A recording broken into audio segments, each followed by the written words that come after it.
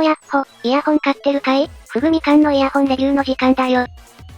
今回紹介するのは、JS Hi-Fi の新しい同軸金銀メッキ純導線、JS Hi-Fi ベナスだ。ベナスは JS Hi-Fi の中では高級路線に入るケーブルで、お値段は現在クーポン込みで5888円。価格は変動するだろうけど、5000円強くらいのケーブルで、結構良いイヤホンにも合わせやすい。線材、編み方ともに特徴的で、左右それぞれ1本のケーブルに全てが含まれる、同軸編みと呼ばれるタイプ。同軸編みはタッチノイズが少なく使いやすいんだけど、一方で、取り回しの面で、このベナスくらい太いケーブルになると、ケーブル自体が結構硬くて、難しい場面もあるんじゃないかな。とはいえ、普通に使う分には、タッチノイズも少なくて、常識的な範囲の取り回しのケーブルだと思う。ベナスはプラグデザインなどにも凝っていて、また、線材本体の色合いも、銅とスカイブルーが組み合わさった不思議な色合い。イヤホンとケーブルの色は、近しい色で少し違う色合いにした方が味わいが出るんだけど、ベナスの場合、例えば、キウイヤーズのクワルテットみたいな紫色か、もしくは、青いイヤホンに組み合わせると、色合いに差が出て良い塩梅になるぞ。もちろん、黒やシルバーのイヤホンと合わせても良いな。赤系にも濃くない青色なので綺麗にあったりする。色合わせがやりやすい、上品な色合いのケーブルだ。JS Hi-Fi はほとんどのモデルで QDC が選択できて、ベナスもいつものにピンと MMCX に加えて、QDC が選択できる。QDC は、KZ や TRN など、比較的低価格なブランドが採用しているプラグなので、あると合気に組み合わせやすいんじゃないだろうか。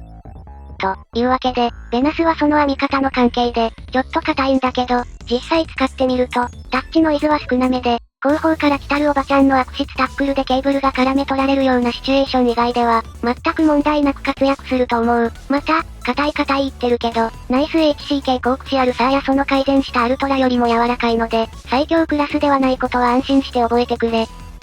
さて、音色の方に移ろうか。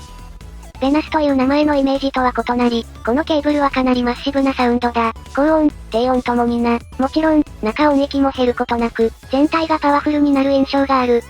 これはこのケーブルが採用している、金メッキと銀のメッキ、そして、純導線を組み合わせた、いわゆるミッシュの合金線で多く見られる傾向で、高音低音を派手に、かつ、中音域も勢いよく、そんな需要に応えるケーブルだ。最近は JS Hi-Fi は、この手の混合ケーブルを数多く登場させているんだけど、一番イメージが近いのは、JS Hi-Fi フェアリーかな？ただ、フェアリーより分離感重視であり、また、中低音域に厚みがある印象がある。日本の古川グループの、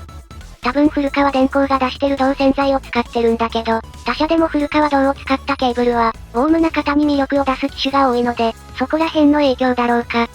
金銀メッキに銅線を混ぜ合わせたケーブルの基本傾向を持っているんだけど、ベナスは高音域側のキレと中低音域のボリュームを特に大事にしている印象だな。そんな特性を踏まえて、このケーブルをどんな時に使いたいか、高音がちゃんと鋭く、勢いがあって、ボーカルもよく盛り上がり、そして、低音、超低音もしっかり出てほしい人、つまり、元気なイヤホンのサウンド欲張りセットを求めている場合におすすめしたい。弱点は、何でも元気にしちゃうことくらいか。とはいえ、これはもうこのケーブルの性格だから。なので、もっとはっきりしたサウンドが欲しい人、ウォームなサウンドのイヤホンの圧を減らさず、全音域をはっきりさせたい人、とにかく元気なケーブルが欲しい人におすすめだ。通常の銀メッキ線と比べて、各音域の温度差があるので、メリハリが欲しい人におすすめだぞ。と、こんなところだな。JS Hi-Fi はいつも期待を裏切らない。特に、最近は、プラグデザインや分岐部などの衣装も進化していて、一流ブランドにも負けない外観の良さも手に入れた。今回のベナスも、お手頃な値段で、見た目、個性、音質の全てを獲得しているので、ぜひチェックしてみてくれ。といったところで今回はここまで。